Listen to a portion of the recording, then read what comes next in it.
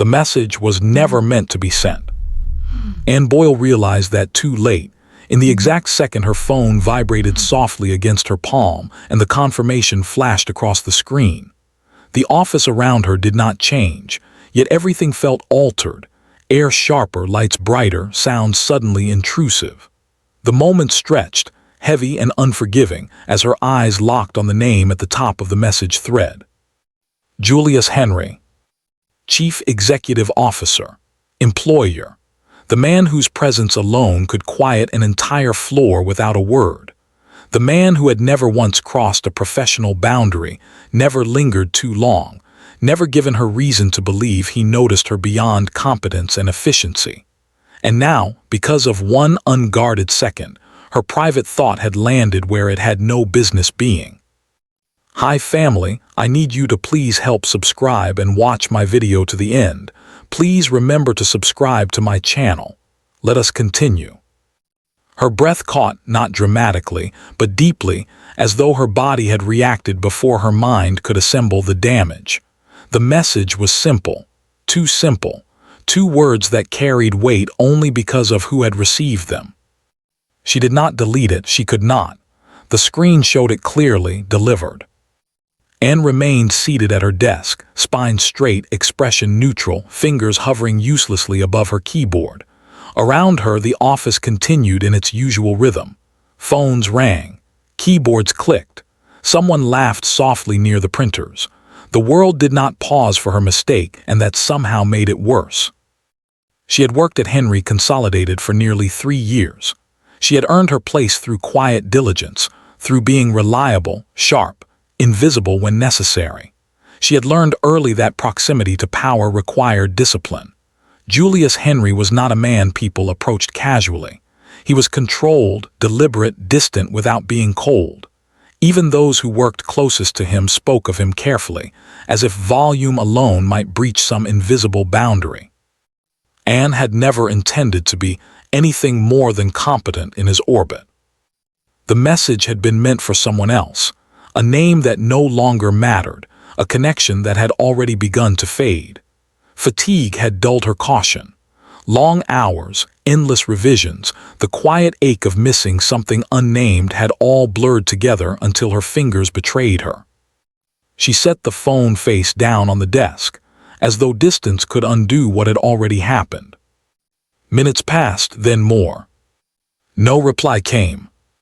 That silence pressed against her far more insistently than any response might have. Julius Henry was not impulsive. He was known for precision, for measured reactions. If he had seen the message, and she assumed he had, he would not respond without intention. The absence of acknowledgement became its own presence, following her through the rest of the morning. Anne forced herself to focus. She reviewed schedules, answered emails, organized files with practiced efficiency. Her face revealed nothing, but her awareness sharpened to an uncomfortable edge. Every time footsteps passed near her desk, her attention lifted. Every time an executive assistant glanced her way, her pulse responded before reason could intervene. She told herself it meant nothing. People made mistakes. Messages were sent in error every day.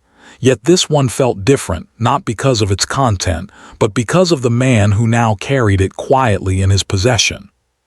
Julius Henry did not reply. Instead, the building itself seemed to respond to his unspoken awareness. The executive floor grew more alert as the day advanced. Conversations softened. Assistants moved with increased purpose. Anne noticed the shift without looking for it, the way one notices a change in weather without consulting the sky. She did not see him at first. When she finally did, it was through the glass partition at the far end of the floor. Julius moved with the same unhurried confidence he always carried, tailored restraint, composed authority. He did not scan the room. He did not search. He walked as though he already knew where everything was meant to be. Anne's stomach tightened. She lowered her gaze to her desk, grounding herself in familiar tasks. She reminded herself that nothing improper had occurred. No boundary had been crossed in action, only in implication. Still, Her awareness of him sharpened as he moved closer, each step felt rather than heard. He stopped near her desk. She did not look up immediately. Her posture remained composed, professional, steady. Years of discipline held her in place even as her pulse quickened beneath the surface. The space beside her felt suddenly intimate, charged not by proximity alone, but by everything unsaid between them. Julius Henry stood close enough that the faint trace of his cologne reached her, subtle and restrained, the kind that lingered rather than announced itself. He did not touch her. He did not raise his voice. He did not draw attention. The moment stretched. Anne became acutely aware of her hands, still resting on the keyboard. She felt the weight of the phone in her drawer, the silent proof of her error tucked just out of sight. Her fingers trembled despite her effort to remain still, a betrayal she could not fully control. He remained there for only a brief moment, yet it felt far longer. Then he moved on. No acknowledgement, no reaction, no public recognition of what had occurred between them, invisible and contained entirely within that quiet space. To anyone watching, it would have looked like nothing at all. But Anne knew better. As Julius continued down the corridor, she understood with unsettling clarity that the silence had not been dismissal. It had been recognition. Something had shifted, not outwardly, not visibly, but internally in a way that could not be reversed. The message still had no reply. Yet the absence no longer felt empty. It felt deliberate. And Anne understood, with a calm that arrived too late to save her from what followed, that the story had already begun. The office had returned to its rhythm, yet Anne felt as though time had subtly slowed around her desk. Even the faint hum of the air conditioning seemed sharper, more distinct, marking every beat of her own awareness. Her pulse had settled somewhat, but the space next to her, empty now, still seemed to thrum with the ghost of his presence. Julius Henry had passed, yet his absence carried the same weight as his nearness. Hours crawled forward. Anne tried to immerse herself in the routine of reports, memos, and spreadsheets, but her focus fractured each time she imagined him stopping, leaning close, the quiet authority of his attention brushing against her without contact. Her chest warmed unbidden, her hands resting against the keyboard trembling slightly with the memory of proximity. Then he appeared. Julius had a way of entering a room that demanded recognition without demanding acknowledgement. One moment he was unseen, another he occupied a space fully, and the world shifted around him. He came up behind her desk as if he had walked through the room in slow motion, controlled, precise, deliberate. The faintest trace of his cologne drifted into her senses before she even saw the exact angle of his approach. Familiar, understated, yet undeniably his, a presence impossible to ignore. Anne's fingers hovered over the keyboard again, though the words themselves had become meaningless. She felt him as much as she saw him, an almost magnetic awareness pulling her attention outward and upward. Her spine straightened automatically.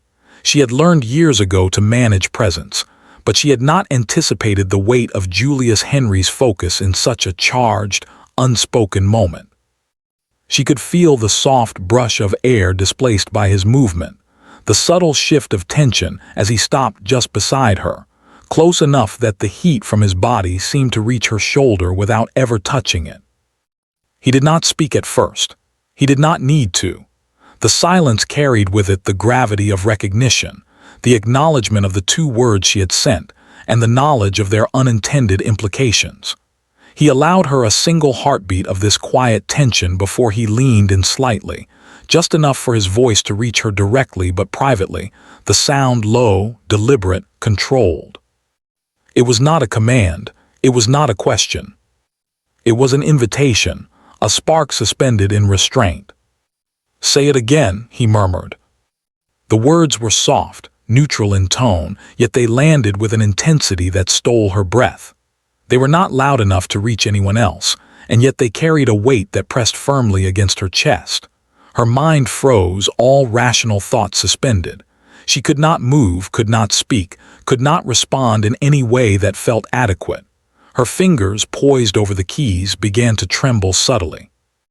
The sensation was sudden and undeniable, the first acknowledgement that her body had reacted before her reasoning had caught up. She did not speak. She could not. She did not repeat the words, and yet in that silent refusal she was aware that the moment itself had already shifted irrevocably. He stayed briefly, long enough for the tension to linger and settle into the air around her. There was no smirk, no playful indulgence, no overt sign of reaction, only the quiet intensity of someone fully aware of the consequences of attention and fully willing to measure them carefully. The office around them continued as if nothing had happened, yet within that bubble of controlled proximity, the air between them vibrated with a subtle, almost imperceptible charge. Anne could feel it as clearly as if he had touched her, a heat sparked by awareness and anticipation rather than physicality. And then he moved on, not abruptly, not dismissively, just a quiet, deliberate withdrawal, leaving her in the wake of his presence, feeling both unsettled and oddly anchored. The hum of the office returned fully, the fluorescent lights no longer felt too bright, and yet Anne could not bring herself to relax. The space beside her still seemed occupied, not by air, but by the lingering gravity of him, measured, controlled, and entirely aware of the effect he had left in his wake. For the remainder of the day, Anne noticed every detail that might have gone unnoticed before.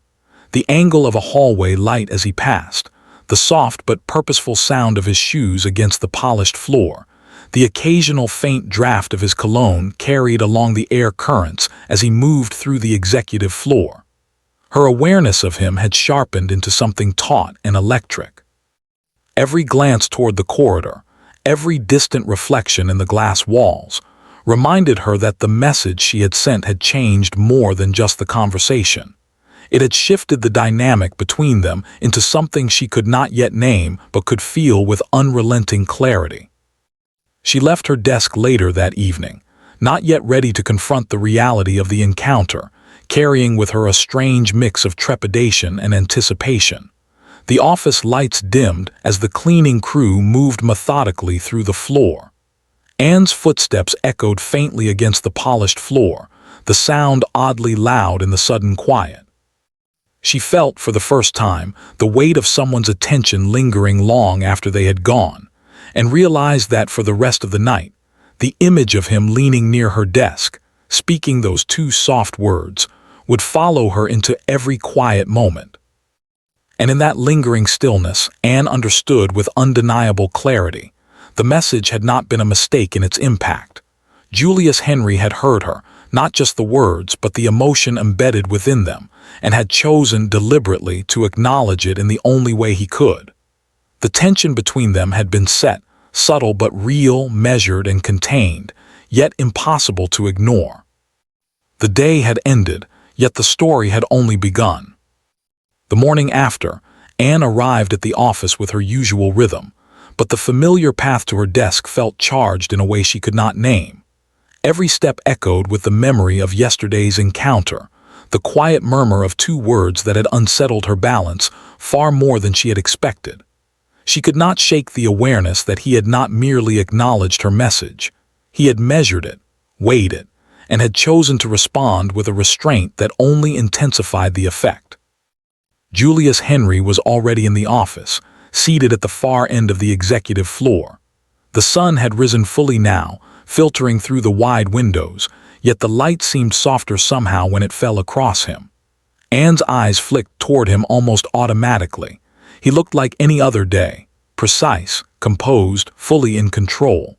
But she felt the subtle shift in his attention as keenly as if it had been a tangible pressure against her shoulder. He noticed her, of course, he always noticed, but this time it was different. His gaze lingered just a moment longer than necessary as she passed the threshold of the main workspace. It was not overt, not intrusive, yet unmistakable, a measured observation, a quiet acknowledgement of the lingering tension between them. Anne's chest tightened in a way she did not fully understand. Her pulse caught, not from fear or expectation, but from the subtle realization that he was aware of her in a way that went beyond professional courtesy. Meetings passed, Emails arrived. Calls came and went. But Julius's presence remained constant, unspoken yet undeniable. He moved through the office with the same practiced grace, yet Anne noticed the way his eyes would occasionally lift from his notes to briefly meet hers across the floor, each glance deliberate and loaded with unarticulated meaning. She could feel it without seeing it fully, a quiet focus that set her on edge while anchoring her at the same time. Later that afternoon, as she walked toward his office to deliver a set of revised reports, her fingers brushed against his briefly as she handed him the papers. The contact was accidental, infinitesimal, yet it resonated between them like a struck chord.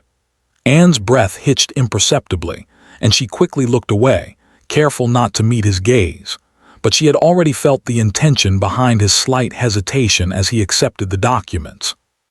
Their hands had lingered a fraction of a second longer than necessary, a subtle acknowledgement neither would name aloud. Julius did not comment, did not move back or redirect the contact. He maintained his composed posture, the same precise control that defined him, yet Anne felt the weight of his attention pressing against her awareness. The brush of skin, though brief, carried a charged significance she could not ignore. She returned to her desk, her mind replaying the contact in careful detail, each second stretching longer than it had actually lasted. The afternoon hours slowed. The office around them remained busy, yet Anne's attention was focused entirely on the smallest gestures, the way he adjusted his posture, the slight shift of his pen, the faint crease between his brows as he considered a file. Each movement, previously mundane, now seemed deliberately charged. She could feel a pull, subtle and magnetic, drawing her awareness toward him despite the professional distance that remained formally intact. In the quiet of her mind, Anne recognized the transformation in her perception. She had always seen Julius Henry as distant, untouchable, a figure defined by precision and authority. But now, through the lens of yesterday's message and today's lingering tension, she noticed details she had previously ignored. The measured way he moved, the subtle tilt of his head when he considered her presence, the quiet acknowledgement of shared space that he did not grant casually. There was a connection forming, silent, unspoken, deliberate. Even as the day waned, the energy between them did not dissipate. Anne felt it in the almost imperceptible way he looked up from his desk as she passed, the way he lingered just slightly longer near the conference room, the way his attention, though disciplined, seemed to orbit her presence. It was neither aggressive nor overt. It was restrained, precise, and intensely focused. It was a dance in stillness, a recognition of the bond forming without a single word exchanged. As she prepared to leave for the day, Anne paused near the elevator, her hand brushing against the sleek metal wall. She felt a momentary hesitation, a flicker of awareness that lingered on the space next to her. She did not turn immediately, though she knew he was near. The hallway was quiet now, empty of the usual bustle, and in that quiet she sensed him observing, measuring, aware. It was not a look of judgment, nor of casual interest. It was a weight of attention, deliberate and potent, and she understood for the first time that the message she had sent had initiated something neither of them could fully articulate yet. The elevator arrived with a soft ding. Anne stepped inside, but even as the doors began to close, she could feel the echo of his gaze lingering, the unspoken acknowledgement of yesterday's message still present in the air around her. She realized, with a mixture of anticipation and careful restraint, that their relationship had shifted imperceptibly but permanently. The space between them was now alive with unspoken meaning, charged by awareness, touch, and observation. And though nothing had been said aloud, Anne understood the truth. The dynamics of proximity and attention had already begun to redefine what she thought she knew about Julius Henry and about herself in his orbit. The connection was subtle, yet undeniable. It would not fade. It would not remain neutral. The story had advanced one quiet, deliberate step. And both of them were fully conscious of it. The office was quieter than usual that evening. Rain tapped rhythmically against the wide windows, a soft, persistent percussion that seemed to slow time itself. The usual hum of the floor had dwindled to scattered clicks of keyboards and the occasional murmur of distant voices. Anne remained at her desk, completing the final adjustments to the report Julius had requested, though her mind kept straying. Her hands moved with practiced precision, yet her awareness of the man across the room remained absolute. Julius Henry had returned to his office after a brief check-in with the evening team, but Anne could feel his presence even from her position near the conference room. There was a subtle tension in the air and unspoken gravity that filled the space between them without a single word. It was no longer the electric intensity of yesterday's text or the lingering brush of fingers from earlier. This was something deeper, a quiet shift that touched more than proximity. It touched awareness, and something else Anne could not yet name. He looked up from his notes, his sharp focus softening ever so slightly as he noticed her still at her desk. The professional mask he always wore remained intact, yet beneath it, Anne thought she could detect a faint trace of consideration, an unguarded attention directed toward her. For a moment she wondered if she imagined it, the rain casting patterns of light across the polished floor, shadows moving in sync with her pulse.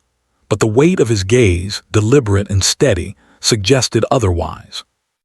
As the evening deepened, she gathered the courage to approach him with a final question about the report.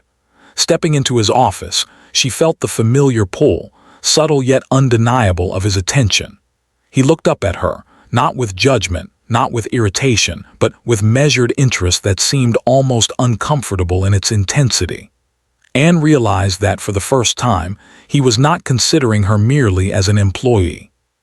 He was considering her as a person. Her thoughts, her presence, her awareness in the shared space they occupied. She cleared her throat, prepared to speak about work, but found herself hesitating. The words that rose to her lips were professional, but beneath them there was something else, a tremor of honesty she had not intended to reveal. Julius watched her carefully, the way one might watch a delicate mechanism, aware that a single misstep could disrupt the balance. Anne was suddenly conscious of the silence between them, as though the room itself was holding its breath. "You've been late tonight," he observed, not as criticism but as acknowledgement. The simplicity of the statement carried weight. It was a recognition of her commitment, but also of her presence beyond the task at hand. Anne felt the warmth of awareness creep along her spine, subtle and disarming. She nodded, offering a soft, professional explanation about deadlines and revisions, but found that her mind had already wandered from work. Her focus was now split, fragmented by the subtle gravity of his presence and the unspoken acknowledgement of yesterday's message. Julius leaned back slightly, maintaining his posture of control, but the rigidity had softened imperceptibly. He regarded her with a calm, deliberate interest, as if measuring the contours of her thoughts as carefully as he measured the flow of his business. Anne, in turn, found herself revealing more than she intended, small personal details, casual remarks about her routine, the subtle fatigue of long days. Nothing intimate in the traditional sense, yet everything felt intimate because of the depth of attention behind his gaze. She laughed quietly at one of her own remarks, surprised by the sound of it, and found him observing her. Not reacting inappropriately, not stepping over boundaries, but watching. The corners of his mouth lifted slightly, almost imperceptibly, and Anne felt a subtle thrill. She realized this was the first time she had seen him in a light removed from authority. It was not vulnerability on his part exactly, but a softening that allowed her to perceive him as a man, not just a CEO. Time stretched, measured in these quiet, attentive moments. The rain continued to fall, the soft tapping on the windows a steady companion to the silence between them. Anne felt a strange comfort in the presence of someone so controlled, so deliberate, yet attentive enough to notice what others would overlook. She understood in a deep and unspoken way that Julius Henry's awareness was not casual. It was deliberate, considered, and pointed directly at her. When the conversation about the report concluded, Anne prepared to leave, yet neither of them moved immediately. The pause was not awkward. It was deliberate, a mutual acknowledgement of the quiet gravity that now existed between them. She realized that for the first time, the professional boundary felt permeable, yet she respected it instinctively. There was no need to speak the thoughts pressing at the edges of consciousness. The weight of attention, the small shifts of posture, the soft, considered observation were enough to communicate what words could not. As Anne stepped back toward the door, Julius returned to his notes, yet she knew without looking that his eyes followed her briefly, with deliberate awareness. She felt it lingering in the space she left behind, a subtle echo of connection. The office, once ordinary, now seemed layered with possibility, charged with a quiet intimacy that neither of them could yet name or claim, but both recognized. Anne left the office that night with a sense of disquieted anticipation, a strange mixture of professional accomplishment and personal awareness. She understood, more clearly than ever, that something had shifted, not in a dramatic gesture, not in a declaration, but in the quiet recognition of presence, attention, and subtle understanding. Julius Henry had noticed, and more than that, he had chosen to remain aware. That awareness would follow her beyond the office, through the rain, and into the quiet hours of reflection that awaited her at home. The first emotional crack had appeared, subtle and controlled, yet undeniable. Anne knew that this shift marked the beginning of a story neither could yet articulate, but both were fully experiencing. The next morning, Anne arrived at the office feeling the residue of yesterday's quiet tension lingering in her thoughts. The rain had stopped, leaving the streets slick and reflective, and the sky carried the pale gray of early dawn. The city outside seemed calm, indifferent, while inside, the executive floor already hummed with energy. Anne's routine felt different today, slightly heavier, more charged, as though the atmosphere itself anticipated something unspoken. She moved to her desk with practiced efficiency, arranging files and notes, but every instinct told her to stay aware, to track the subtle movements of Julius Henry. He had returned early, seated behind his desk in his usual posture, composed and precise. Yet Anne noticed the small shifts that hinted at an undercurrent beneath the professional facade, the slight tightening of his jaw, the measured tilt of his head, the deliberate way he adjusted a pen in his hand. He was aware of her presence in a way that transcended mere observation. Later in the morning, a meeting required her to deliver a summary to him directly. She stepped into the conference area and felt, immediately, the pull of his attention. He looked at her not as an assistant, not as an employee, but with an intensity that suggested he had been considering her beyond the context of work. Their eyes met briefly, and for a fraction of a second, the space between them seemed smaller, the air thicker. The meeting ended efficiently, without fanfare, yet the residual tension lingered. Julius walked toward the windows that lined one side of the floor, papers in hand, and Anne followed to clear the documents he had asked her to organize. She moved deliberately, aware of the subtle pull of his presence as she approached. The distance between them shrank almost imperceptibly. For the first time, the physicality of shared space became a silent language they both understood. She stopped beside him at the window, holding the files carefully. Their shoulders brushed lightly, a contact so minimal it could have been accidental, yet it carried weight. Neither spoke. Neither moved. The air seemed suspended, each of them acutely conscious of the other. Anne felt the warmth radiating from his body, subtle and controlled, a presence she could sense more than see. It was magnetic, yet tempered by restraint, a silent acknowledgement that proximity could be as powerful as any spoken word. Julius's gaze fell on her with deliberate attention. He did not lean in, did not reach for her, and yet the awareness between them was palpable. It was as if the world had contracted to the narrow space between shoulder and arm, to the brush of paper and the quiet sound of shared breathing. Anne felt her pulse respond before her mind could analyze, an instinctive recognition of tension balanced on a careful edge. She was conscious of the minute gap, the almost imperceptible brush of his sleeve against hers, the subtle fragrance of his presence that lingered faintly yet insistently in the air. Neither moved first. It was a dance of stillness, each participant aware of the limits, aware of the potential, yet unwilling, or perhaps unready to cross them. Anne noticed the way Julius's eyes lingered just long enough to register more than professional regard. She felt it in her chest, a quiet swell of anticipation tempered by her own disciplined composure. Their proximity spoke volumes that words could not, each gesture measured, deliberate, and charged with unspoken meaning. For a brief moment, she thought about stepping back, restoring the professional distance, yet she did not. The tension had become a presence she could not ignore, a gravitational pull that invited acknowledgement without daring articulation. Julius remained equally still, his body language betraying nothing yet communicating everything. The equilibrium between them balanced on restraint, awareness, and careful observation. The moment passed naturally, yet its impact lingered. Anne straightened, offering him the organized documents, and their fingers brushed lightly again, a contact no more than accidental in physicality, yet significant in effect. She handed him the last file, and his fingers hovered near hers slightly longer than required, a silent acknowledgement that the proximity, the attention, and the unspoken energy were both recognized and reciprocated. Neither word was exchanged. None was needed. The office around them continued its routine, oblivious to the charged space they shared. When she finally stepped back, releasing the file, the tension did not dissipate entirely. The air between them remained subtly taut, a quiet hum of awareness that neither could ignore.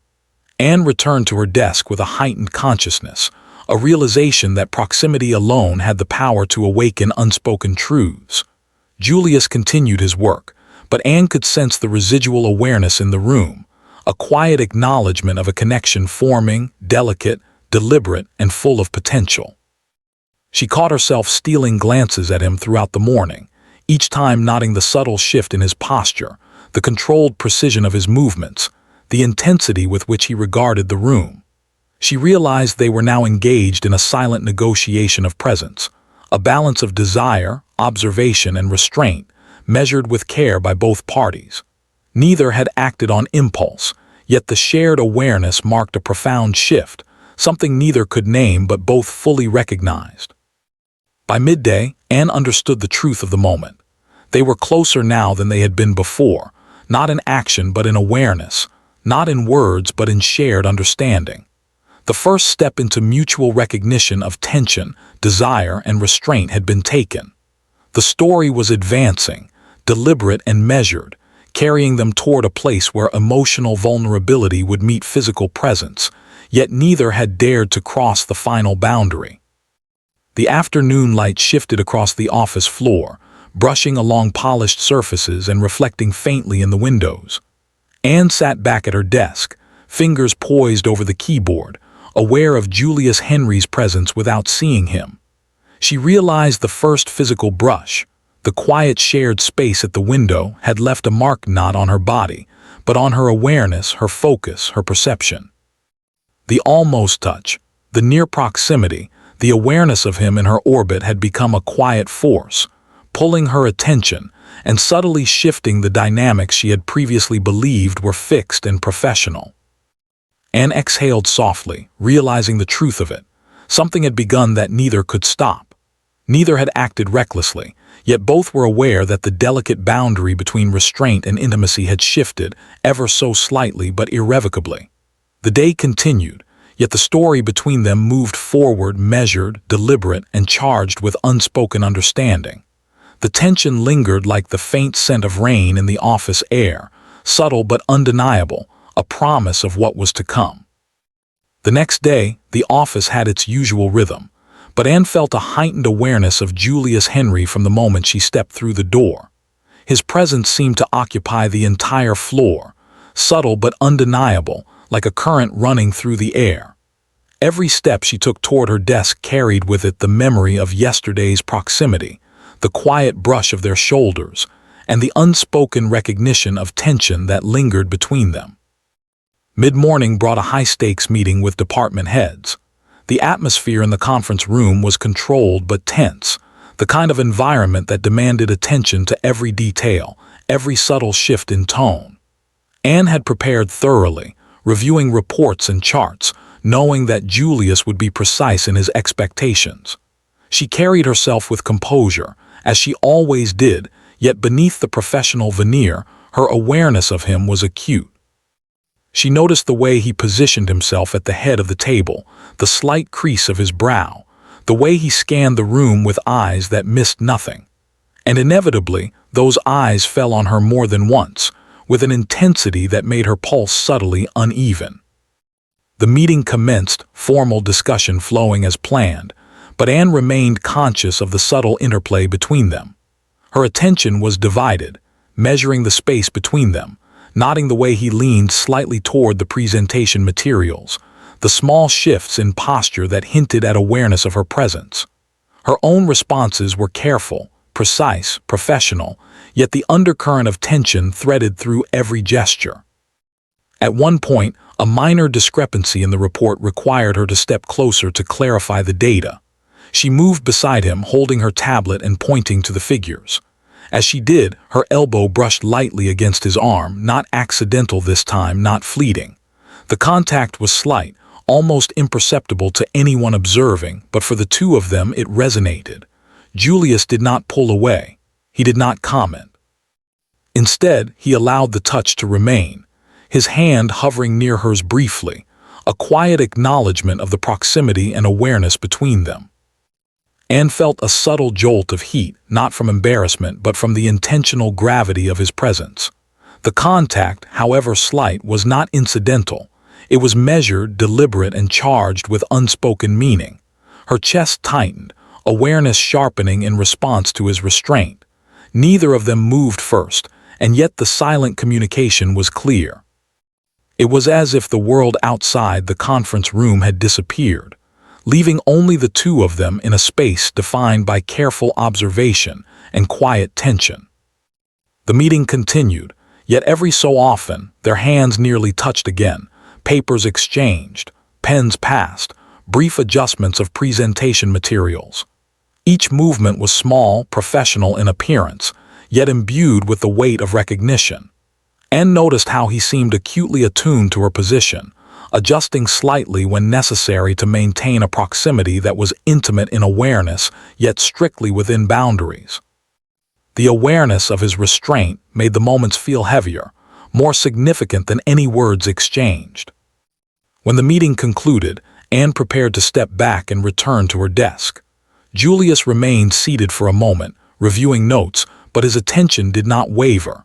As she moved past him, he reached out, not in a gesture that crossed lines, but in one that steadied her subtly.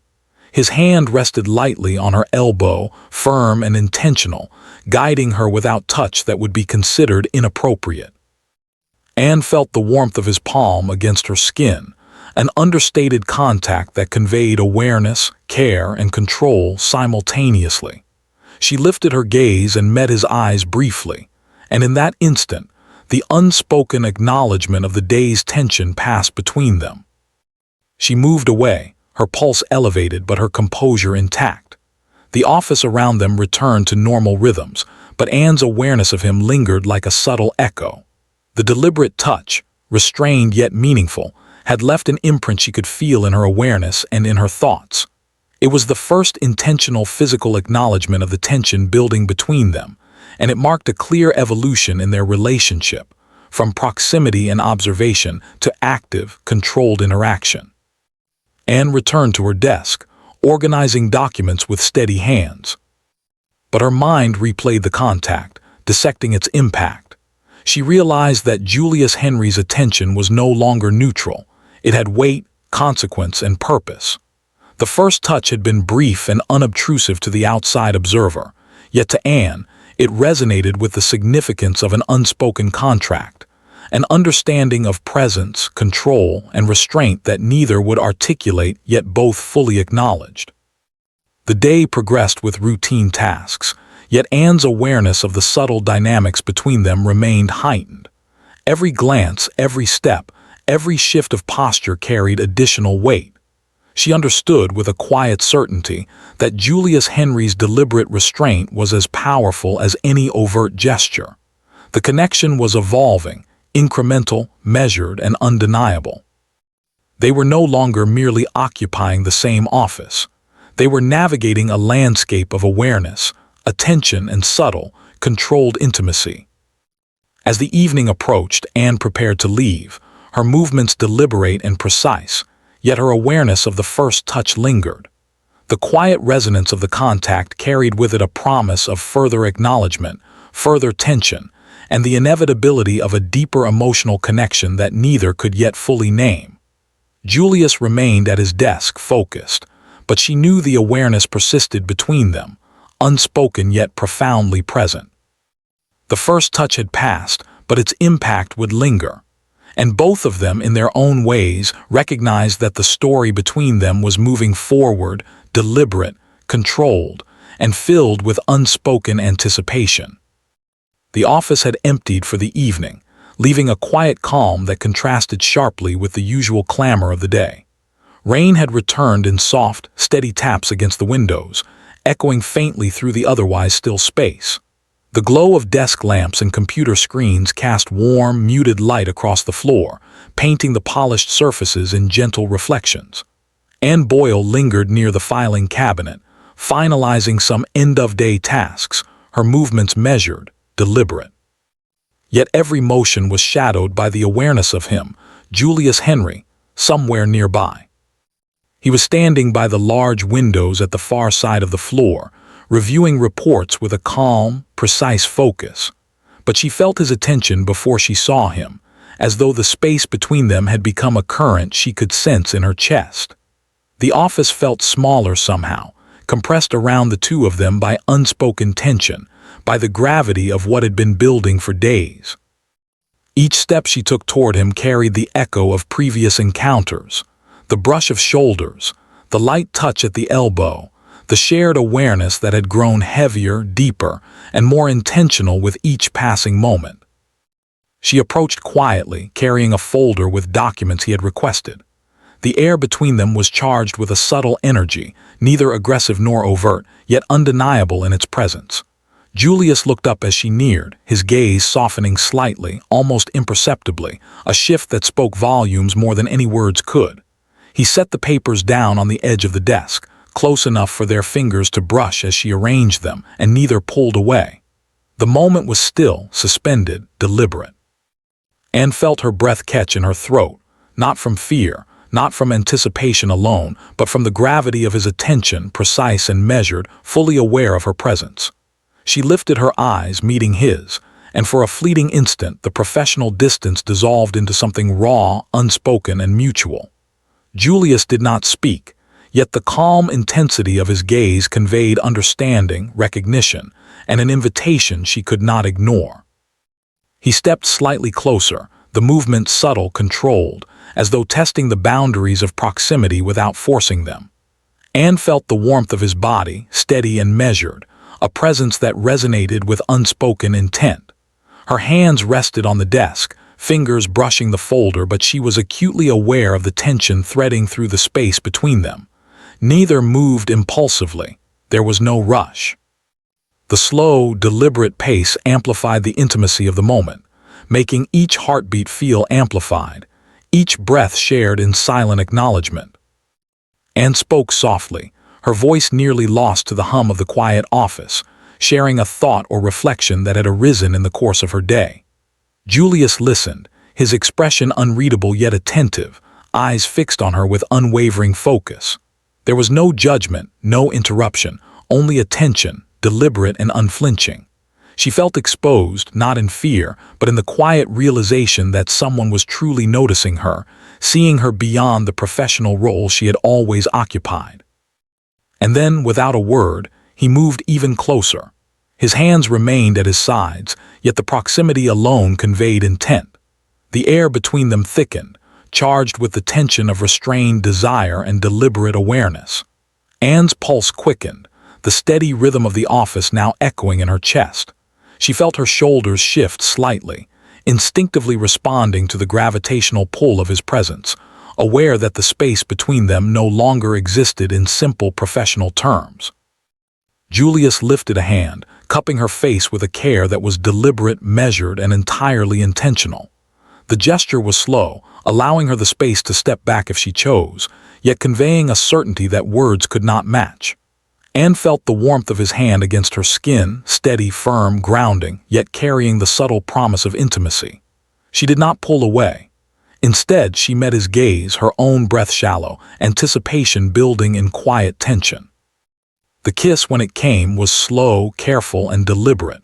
It was not driven by urgency or hunger, but by recognition, an acknowledgement of the days of silent tension, of restrained proximity, of unspoken understanding. Their lips met gently, testing, confirming, and holding the space they had built between them. Anne's hands remained at her sides, yet the contact was sufficient to convey the depth of connection that neither had dared voice before. The world outside the office ceased to exist for that moment. Rain continued to tap against the windows, the soft light painted reflections across the floor, and time seemed suspended between each measured heartbeat. The kiss was unhurried, intentional, a mutual acknowledgement of awareness, anticipation, and desire controlled by restraint. It was the first tangible recognition of what had been growing between them, a bond defined by attention, proximity, and careful, deliberate choice. When they pulled apart, it was gradual. Breathing uneven but controlled, they maintained the eye contact that had accompanied every step of this slow evolution. Neither spoke immediately. Words were unnecessary. The shared recognition of the moment sufficed. Julius offered a faint, nearly imperceptible nod, a subtle acknowledgement that the shift had been mutual, deliberate, and fully understood. Anne exhaled softly, aware of the weight and significance of what had occurred, yet grounded by the restraint that had always defined him. The first kiss had changed the dynamic. It had been neither impulsive nor reckless. It was a deliberate, measured step into intimacy, a moment of recognition between two people navigating the delicate balance of awareness, restraint, and connection. The office, still and quiet, seemed to acknowledge the shift, bearing witness to the evolution of their relationship from professional proximity to something more layered, intentional, and profoundly mutual. Anne returned to her desk after a moment, carrying the memory of contact and presence with her. Julius remained by the window, eyes momentarily tracking her, yet with careful composure. The story between them had advanced, deliberate and unspoken, and neither could pretend it had not. The first kiss had been slow, intentional, and transformative, a shared acknowledgement that what had been building for days was no longer abstract. It was real, measured, and entirely mutual. The office was nearly empty now. Only the soft hum of the lights and the occasional distant shuffle of the cleaning crew filled the space. Anne sat at her desk, her hands resting lightly on the keyboard, though she was no longer typing. The memory of the kiss lingered, vivid and deliberate, threading through her awareness in a way that both unsettled and grounded her. Every muscle in her body remained subtly attuned to the weight of his presence, even when he was not immediately nearby. Julius Henry had returned to his office by the windows, straightening papers with a measured calm that betrayed nothing of the moment they had shared. Yet Anne could feel it lingering in the air, a quiet, deliberate resonance that neither words nor movements could erase. It was the kind of intensity that demanded recognition, yet asked for patience. She understood now that it was not a rush of impulsive passion, but something heavier, more considered, something intentional. For a long moment, neither of them spoke. The space between them carried its own conversation, filled with anticipation, acknowledgement, and quiet understanding. Anne exhaled softly, leaning slightly in her chair as if the movement alone could help her process what had just occurred. Her pulse, once steady in the rhythm of the workday, now beat in quiet syncopation with memory and awareness. Finally, she found her voice, soft but deliberate, almost hesitant. The words were more a reflection of the moment than a declaration, an acknowledgement of what had been shared rather than a demand for definition. "That changes things," she murmured, not expecting a reply, simply releasing the thought into the space between them. Julius's gaze lifted from the papers, meeting hers with steady composure.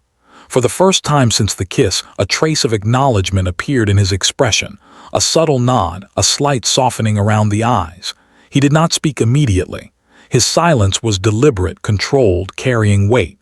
Then, in a measured, quiet tone that reflected both acknowledgement and intention, he responded, "Yes, and I don't regret it." Anne absorbed the statement, letting it settle.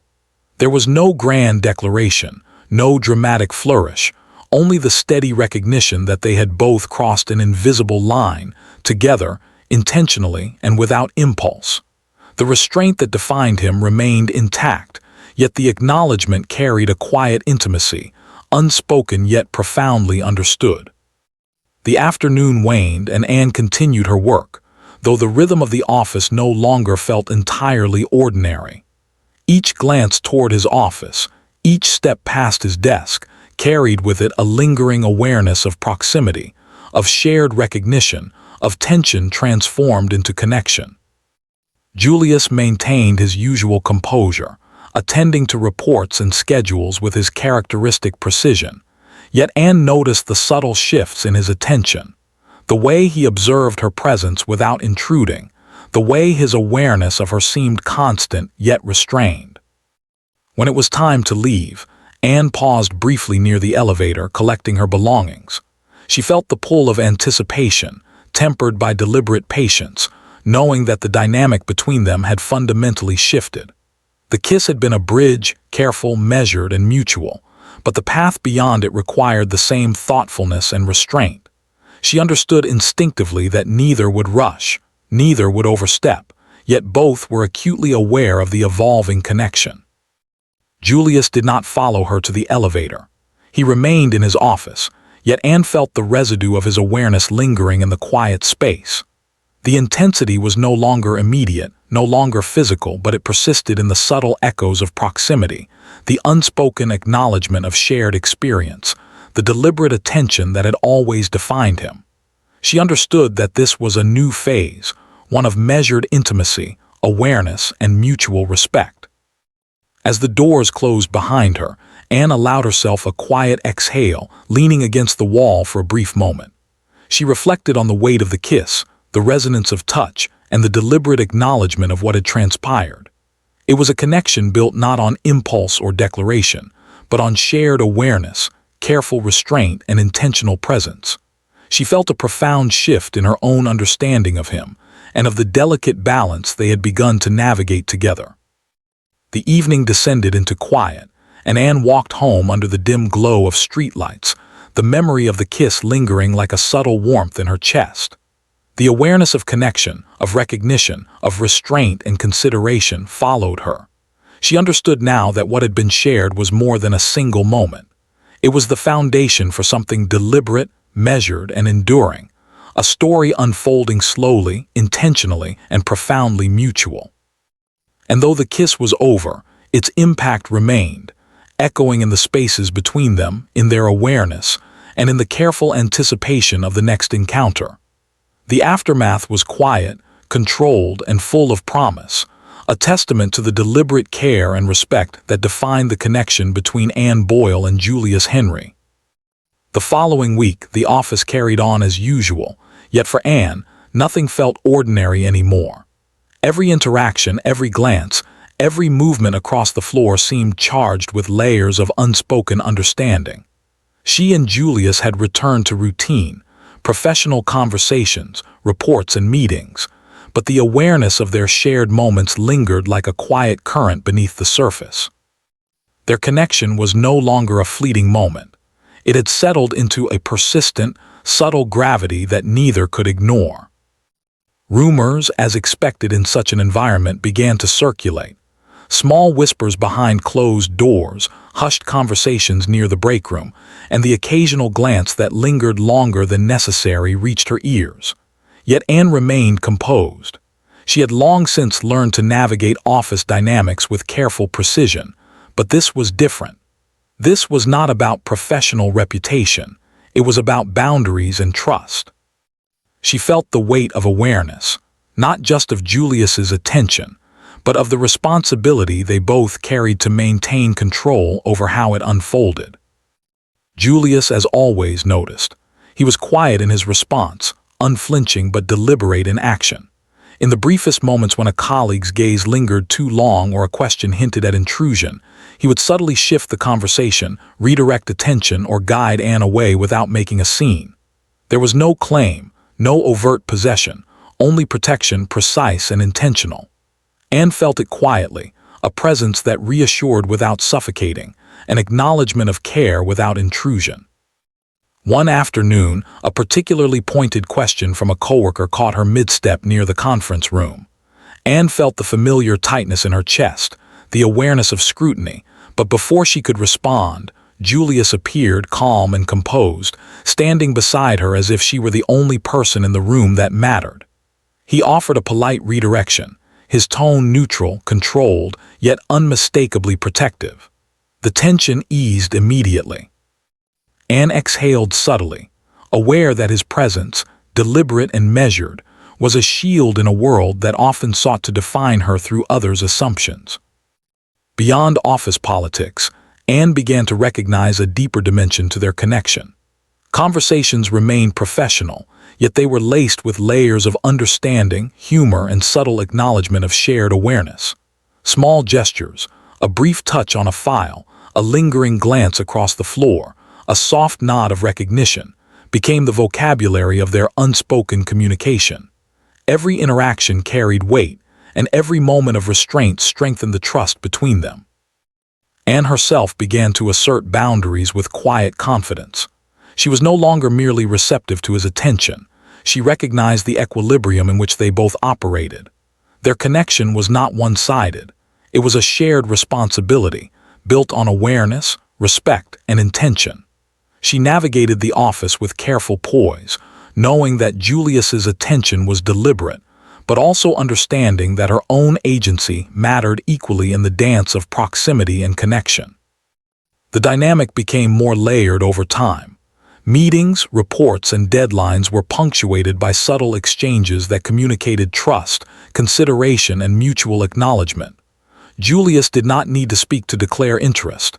He demonstrated it in quiet actions, timing, presence, restraint. Anne responded in kind, her awareness sharpening, her confidence growing. They were learning each other's rhythms, the spaces in which silence carried meaning, and the precise boundaries that allowed intimacy to grow without public intrusion. In a quiet moment that week, Anne found herself walking past his office, paused for a fleeting second to glance at him reviewing documents. He looked up, their eyes meeting, and for a heartbeat the office fell away. There was no pressure, no expectation, only a mutual acknowledgement of the subtle bond between them. Anne smiled faintly, a quiet recognition of trust, respect, and choice. Julius returned the gesture, a faint lift of the lips and a steady gaze that said more than any words could. They had chosen each other, deliberately, quietly, and with intention. By the end of the week, Anne reflected on the transformation in their dynamic. What had started as a simple message, a brief whisper, and the first deliberate touch had evolved into a relationship defined by mutual awareness, restraint, and trust. They had not rushed, had not made declarations, yet each had chosen the other in subtle ways, through protection, acknowledgement, and consideration. Anne understood that this was the kind of connection that endured, measured, deliberate, and profound. It was not built on spectacle or drama, but on the quiet certainty of presence, attention, and intentional choice. And Julius Henry, in his precise and controlled way, had mirrored that choice. They were no longer merely co-workers navigating shared space. They were participants in a deliberate and mutual story, unfolding in quiet, intentional steps. As the weekend approached, Anne left the office with a sense of clarity and calm. She knew the story between them was no longer just about proximity, attention, or restraint. It was about trust, respect, and the deliberate decision to choose each other despite scrutiny, boundaries, and the complexities of office life. And in that understanding, she felt a quiet, profound certainty. Whatever came next, it would be intentional, measured, and entirely mutual. Monday morning carried the quiet weight of anticipation. Anne Boyle entered the office with a familiar rhythm, yet each step seemed charged in ways she could feel but not fully explain. The connection with Julius Henry, nurtured over days of measured proximity, subtle touches, and deliberate acknowledgement, lingered in her awareness like a soft, insistent current. Each movement, each glance, each gesture had become layered with meaning, quiet but undeniable. Julius was already at his desk, focused on reviewing reports, but Anne felt his attention before she even reached her workstation. She moved with a careful composure, aware of the subtle pull of proximity and anticipation that now defined their shared space. Her heartbeat carried a quiet rhythm of excitement tempered by restraint. They had navigated the boundaries, established trust, and chosen each other deliberately. Yet today, she felt the need to speak, to finally articulate the lingering truth she had carried silently for days. The office hummed with routine, but Anne's mind was elsewhere. Each passing moment, each click of keyboards, each shuffle of papers seemed to stretch time, drawing her closer to the decision she had been holding back. She approached his office with a deliberate pace, carrying a folder as a casual pretense, though the weight of the moment pressed heavily on her chest. Julius looked up, their eyes meeting in a brief, steady acknowledgement. No words were exchanged, yet the space between them carried an intensity that spoke volumes. Anne paused by the edge of his desk, careful not to break the delicate balance of professional composure. The folder rested in her hands, but her awareness was entirely on him. She drew a soft breath, steadying herself, and then let the words slip, deliberate and unhesitating, carrying the weight of days of awareness, tension, and connection. "I miss you." The office seemed to hold its breath. Julius's gaze lifted fully, attentive, unwavering, a faint warmth softening the precise lines of his expression. For a heartbeat, nothing moved except the quiet hum of the workspace around them. Then, almost imperceptibly, a subtle smile curved at the corner of his lips, a private acknowledgement of shared feeling, deliberate and controlled. He rose slightly from his seat, stepping closer, closing the space without haste, without pressure. His hands remained at his sides, controlled and precise, yet the gravity of his presence filled the room, anchoring Anne's awareness. Julius lowered his eyes to meet hers fully, the deliberate attention in his gaze communicating both recognition and reassurance. "Say it again," he whispered, his voice quiet but deliberate, carrying the same weight of awareness, restraint, and intention that had defined every interaction between them. It was not a command, it was an invitation, a mutual acknowledgement of the connection they had cultivated carefully, deliberately, and patiently. Anne's chest tightened, and for a brief moment the world seemed to narrow to the space between them, the quiet office, the distant hum of activity, and the rain-slicked streets beyond the windows.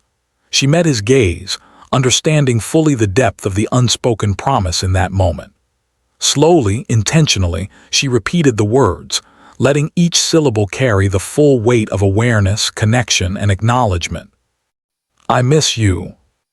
Julius's smile widened slightly, no longer subtle though still measured and controlled. Without another word, he reached up, placing a gentle hand against her temple and resting it lightly on her forehead. The touch was deliberate, careful, yet profoundly intimate in its restraint. He leaned in briefly, a quiet acknowledgement of closeness, and pressed a soft, controlled kiss to her forehead, a gesture that spoke of care, recognition, and mutual understanding. Anne felt a warmth radiate through her chest, a quiet certainty settling over her. The tension, anticipation, and subtle restraint of days past culminated in this moment of deliberate acknowledgement. It was not dramatic. It was not urgent. It was intentional, mutual, and entirely theirs, a quiet resolution of the slow-burn connection they had built. "Say it again," he murmured once more, a whisper shared just between them, the tone carrying the assurance that their mutual choice was affirmed. Anne smiled softly, letting the words flow naturally this time, unhurried, full of certainty. "I miss you." The quiet intimacy of the moment settled around them like a gentle, protective cocoon. The office carried on, oblivious to the resolution unfolding in the space between two people who had chosen each other deliberately, thoughtfully, and with intention. Julius returned to his desk, still near her, their connection fully acknowledged yet never forced, a balance of awareness, respect, and deliberate choice. As Anne returned to her own desk, she felt the lingering warmth of shared recognition, the quiet gravity of connection, and the profound understanding that this was only the beginning. They had navigated boundaries, whispered intentions, and subtle gestures to arrive at this point, mutual, deliberate, and unshakable. The slow-burn story that began with a single text had reached its emotional culmination, yet the promise of what lay ahead remained suspended, deliberate, and entirely theirs. Anne exhaled softly, her pulse settling into a rhythm of quiet contentment. She understood that love, attention, and connection could grow in the spaces between restraint and acknowledgement, in deliberate gestures and mutual trust. And in that understanding, she felt the full weight of what they had chosen, each other, deliberately, intentionally, and with quiet certainty.